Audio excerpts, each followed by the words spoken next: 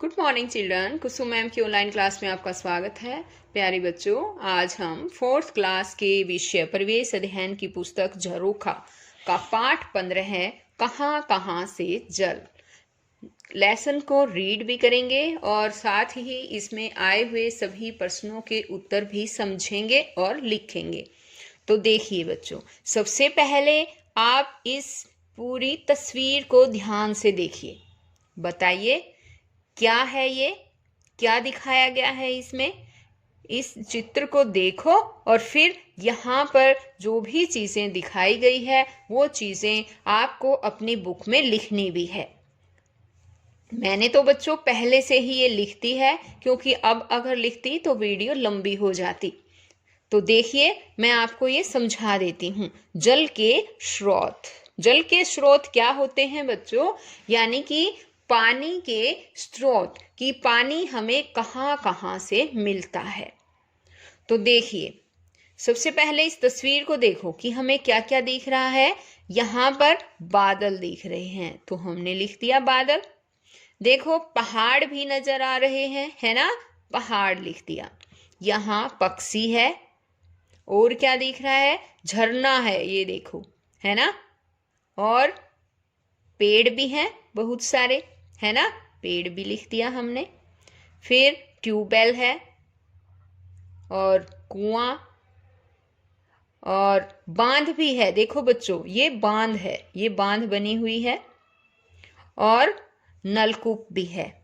यहाँ पर देखो, हैंडपंप जिसे बोलते हैं, नलकूप यानी हैंडपंप, जिस हाथ से पानी जो खींचते हैं वही। और बताइए, नदी भी है बच्चों, है ना, नदी भी है। अब है कि नदी कहाँ से निकल रही है। नदी कहाँ से निकल रही है? नदी पहाड़ से निकल रही है ना। आगे क्वेश्चन है कि नदी के अलावा जल के और कौन से स्रोत दिखाए गए हैं। तो नदी के अलावा और क्या क्या दिखाया गया है? देखो, बताओ क्या क्या दिखाया गया है। नदी के अलावा झरना भी है ना, और नलकूप है, कुआं है, ट्यूबवेल है, ये दिखाए गए हैं, है ना। अब आगे है हमारा पेज नंबर 124।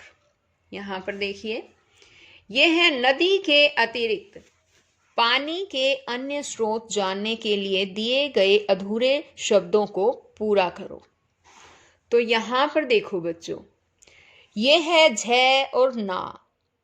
नदी के अतिरिक्त पानी के स्रोत बताए हैं और अधूरे शब्द हैं, इनको हमें पूरा करना है। तो झ में रे लगाएंगे तो बन जाएगा झरना। और ये बताओ आगे, ये क्या बनेगा? शाबाश, तालाब। लाभ लिख रखा है ना, ता लिख देंगे तो बन गया तालाब। अब आगे देखो, कुआं, ये है कुआं।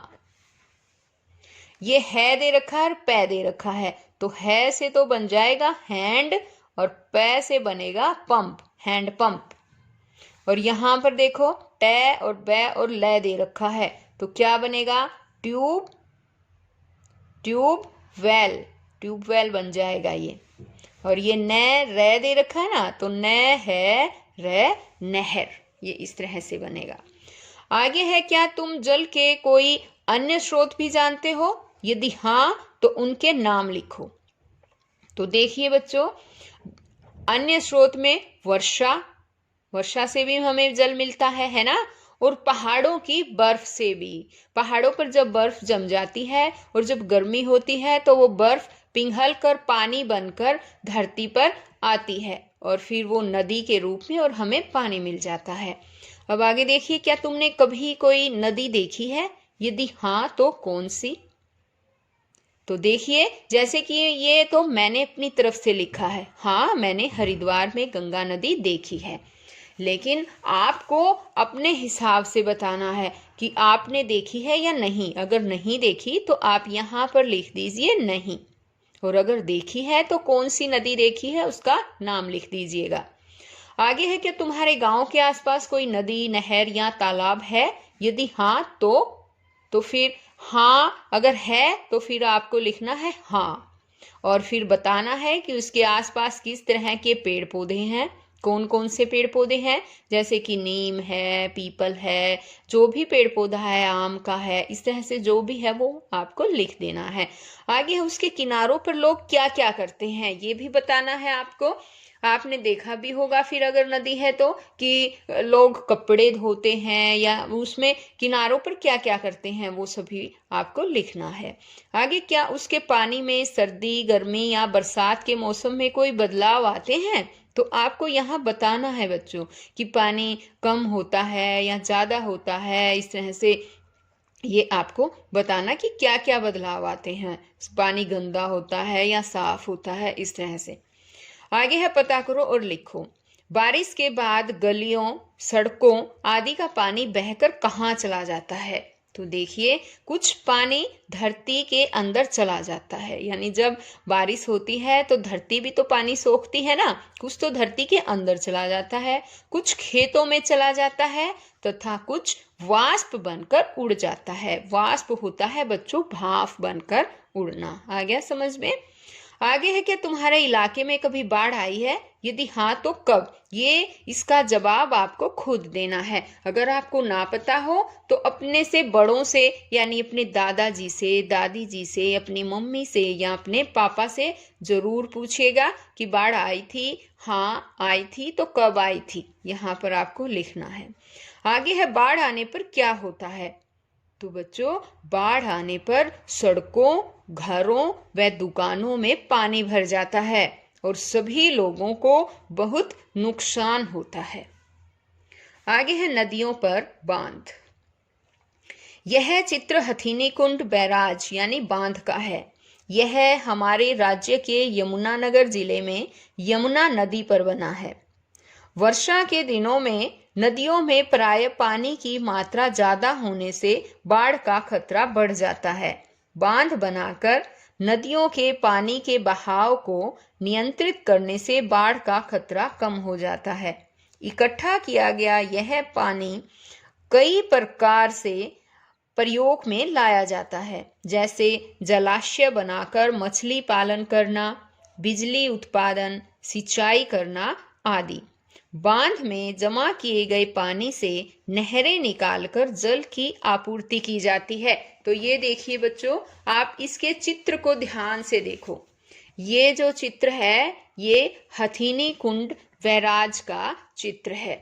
यहाँ पर देखिए ये क्यों बनाया गया है, कहाँ बनाया गया है, अभी मैंने बताया ना, ये यमुनानगर जिले में यमुना नदी के ऊपर बनाया गया है। वहाँ बरसात बहुत ज़्यादा होती है, इसलिए वर्षा के दिनों में नदियों में बाढ़ आने का खतरा बढ़ जाता है। इसलिए ये बांध बनाकर नदियों के पानी के बहाव को नियंत्रित करने से बाढ़ का खतरा अब कम हो गया है। ठीक है।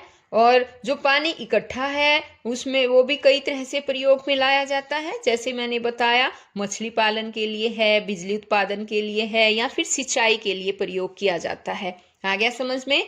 अब देखिए इस पर आधारित भी कुछ क्वेश्चन है कि तुम्हारे राज्य से होकर कौन सी नदियां बहती है। तो देखिए हमारे राज्य का क्या नाम है, बताओ बच्चों। सबसे पहले तो मुझे यही बताओ हमारे राज्य का नाम क्या है। हमारे राज्य का नाम है हरियाणा, है ना। और हमारे राज्य में कौन सी नदियां बहती है, तो ये सभी बच्चों को याद करना है कि हमारे राज्य में यमुना, घग्गर, कृष्णावती और साहबी नदियां बहती हैं। आगे हैं उन नदियों पर कौन से बांध बने हुए हैं, तो बच्चों यमुना नदी पर जो है वो हथीनी कुंड बैराज, यमुना नदी पर ये हथीनी कुंड बैराज बना हुआ है। और कौशल्या बांध जो है वो घग्गर हाकरा नदी पर बना हुआ है। आगे है नदियों पर बांध क्यों बनाए जाते हैं, तो बच्चों क्यों बनाए जाते पता है। बांध बनाकर एक तो बिजली पैदा की जाती है और नहरें निकालकर, इसमें से नहरें निकाली जाती है, नहरें निकालकर पानी को दूर दराज के गांव में भेजा जाता है ताकि खेतों की सिंचाई हो सके।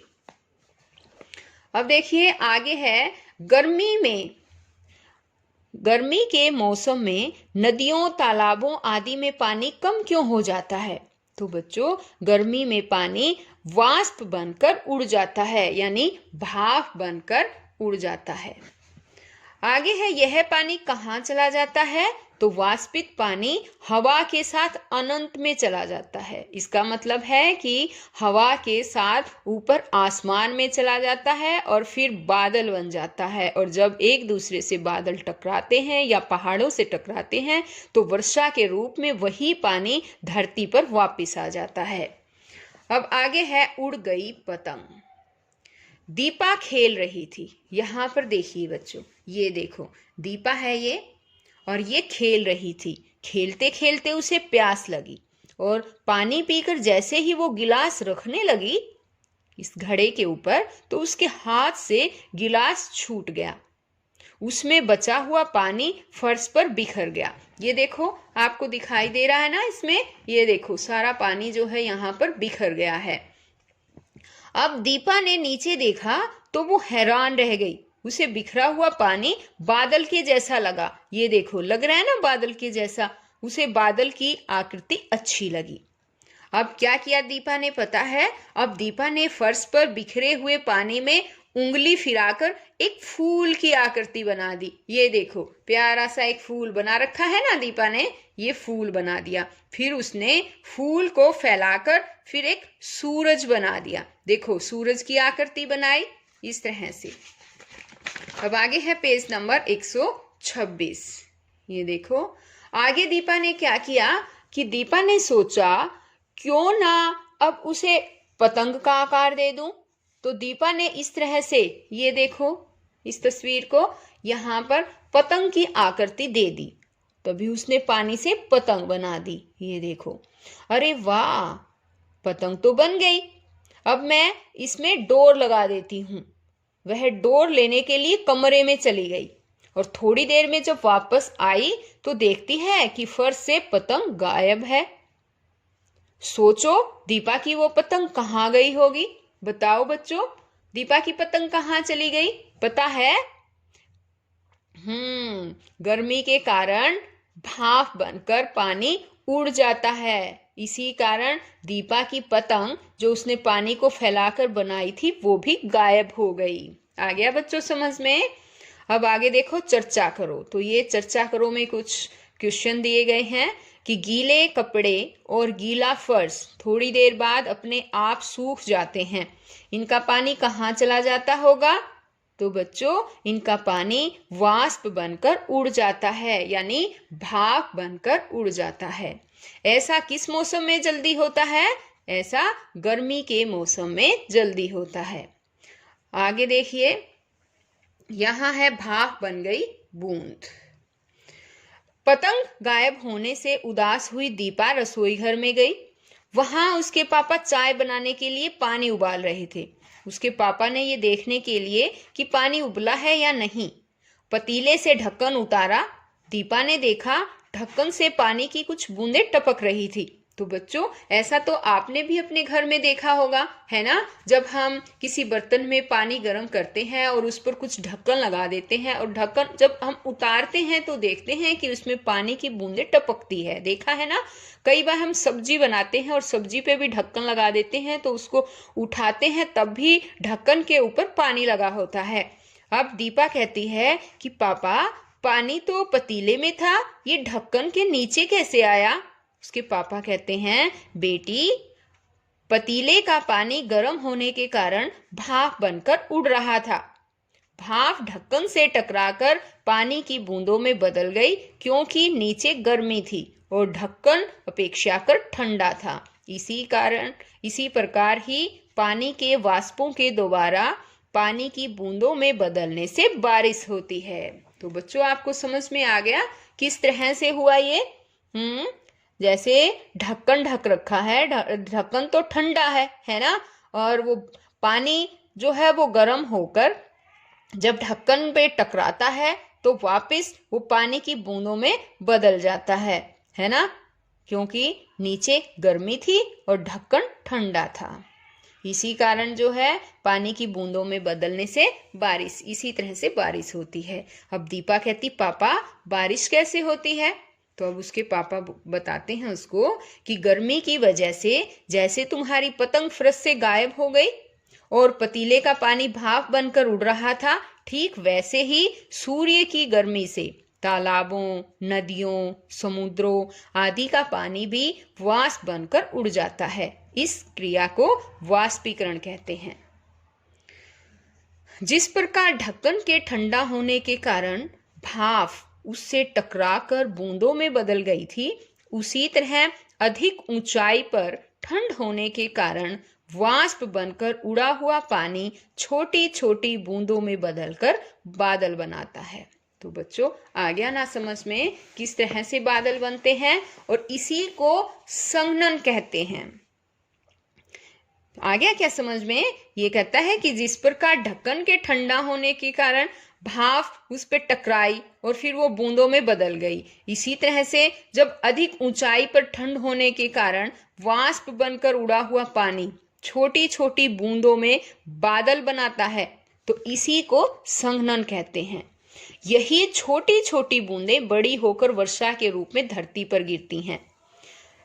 बारिश का पानी नदी नालों में बहकर समुद्रों में चला जाता है और पुनः वाष्पित होता रहता है। इस प्रकार ये जल चक्र चलता रहता है। तो ये देखो बच्चों, सभी बच्चे ध्यान से देखो, और आपके एग्जाम में भी इस तरह से आ सकता है। कई बार आ जाता है कि जल चक्र का चित्र बनाओ, तो देखिए बहुत ही आसान है जल चक्र का चित्र बनाना भी।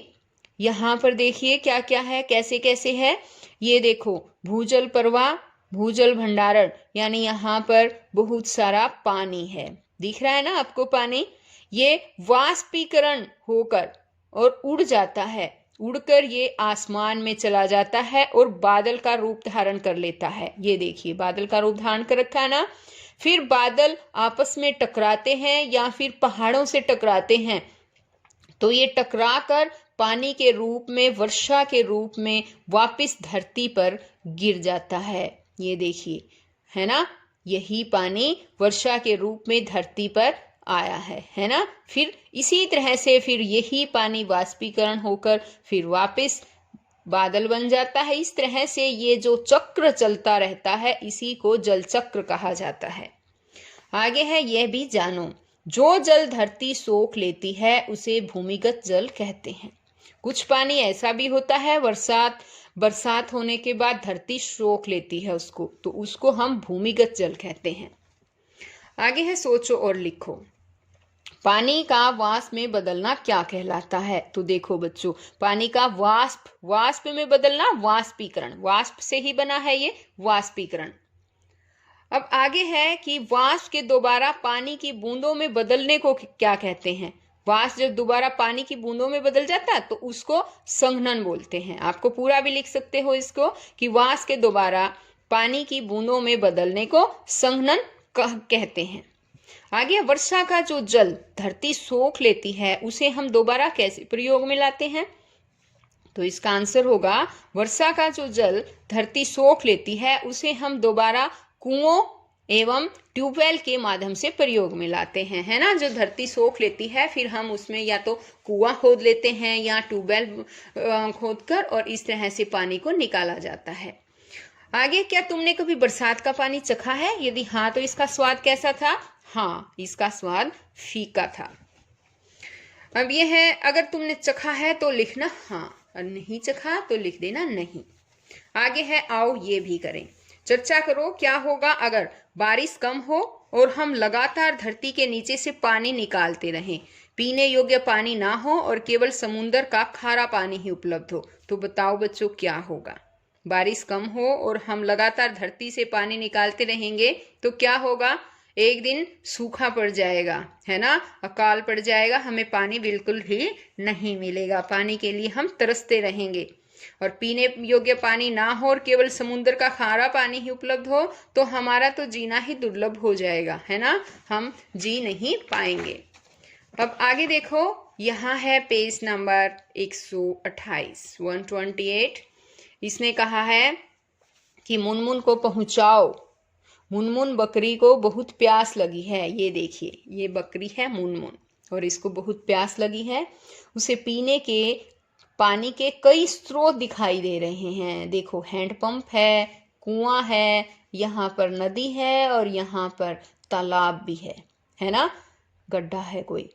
इसको बहुत सारे स्रोत दिखाई दे रहे हैं, लेकिन मुनमुन को सही स्रोत तक पहुंचाओ ताकि वह जल्दी और ठीक तरह से पानी पी सके। तो देखिए बच्चों, यहाँ से मुनमुन को अगर हम ऐसे करके पहुंचाए तो ये पहुंचेगी कुएं के पास, है ना। लेकिन कुएं से तो पानी कैसे निकालेगी, नहीं निकाल सकती, तो ये नहीं पी सकती। अब आगे मान लो यहाँ से चली और इसको हैंडपंप पे पहुंचा दिया हमने, तो हैंडपंप से भी पानी कौन खींचेगा, बकरी से तो खींचा नहीं जा सकता, है ना। अब आगे चलेगी बकरी यहाँ से और ये यहाँ से, देखो बकरी चली ऐसे ऐसे, ये देखिए इस तरह से, और यहाँ ये नजदीक भी है और नदी से पानी अच्छी तरह से पी लेगी और नजदीक भी है। वैसे यहाँ तक भी जा सकती है बकरी, यहाँ से ऐसे करके और हम यहाँ पहुंचा सकते हैं, लेकिन ये लंबा रास्ता हो जाएगा। इसने कहा है कि मुनमुन को सही स्रोत तक पहुंचाओ ताकि वह जल्दी और ठीक तरह से पानी पी सके। तो बच्चों, इसका सही रास्ता यही है। आगे है, नीचे पानी के कुछ स्रोत दिए गए हैं, इनमें से प्राकृतिक और मानव निर्मित स्रोतों को छांट कर दी गई तालिका में लिखो। तो यहाँ देखो बच्चों, प्राकृतिक क्या होता है, जो प्रकृति से बने हुए हैं, जो आदमी नहीं बनाता, खुद प्रकृति ने ही बना रखे हैं। और मानव निर्मित होते हैं, जो मानव के द्वारा बनाए गए स्रोत हैं, जैसे कि कुआं आदमी खोदता है ना, इसी तरह से हैंडपंप हैं, ये आदमी के द्वारा बनाए जाते हैं। हाँ, तो देखिए प्राकृतिक स्रोत कौन कौन से हैं, इसमें वर्षा प्राकृतिक स्रोत में आएगा, तालाब आदमी के द्वारा बनाया गया है, नहर जो है वो किस में आएगी बताओ, शाबाश। तो नहर बच्चों इसी में आ जाएगा, नहर भी मानव निर्मित है, यहाँ आएगी। अब आगे है नदी प्राकृतिक स्रोत है, प्रकृति के द्वारा बनाई गई है। अब झरना भी प्राकृतिक स्रोत में आएगा, और जोहड़ जो है वो भी प्राकृतिक स्रोत में। हैंडपंप जो है वो आदमी के द्वारा निर्मित है, तो मानव निर्मित। अच्छा जी, अब है नल, जैसे नल भी मानव निर्मित है। समुद्र जो है प्राकृतिक स्रोत है। ट्यूबवेल भी मानव निर्मित है। कुआं भी मानव निर्मित है। और चश्मा जो होता है वो प्राकृतिक स्रोत है। और जेट पंप जो है वो भी मानव निर्मित स्रोत है। तो अब आगे देखिए, पानी के भिन्न भिन्न स्रोतों की तस्वीरें इकट्ठी करो और उन्हें कॉपी में चिपकाओ। तो बच्चों, ये काम तो आपको खुद करना है, कहीं से अखबार से या किसी भी बुक से फोटो को आपको तस्वीर जो है इकट्ठी करनी है और अपनी कॉपी में चिपकानी है, और प्रत्येक के नीचे उनका नाम भी लिखना है। तो बच्चों, आज इस वीडियो में केवल इतना ही। नेक्स्ट वीडियो में मैं आपको अगला नेक्स्ट चैप्टर समझाऊंगी। तो बच्चों, फिर मिलते हैं नेक्स्ट वीडियो में, तब तक के लिए बाय।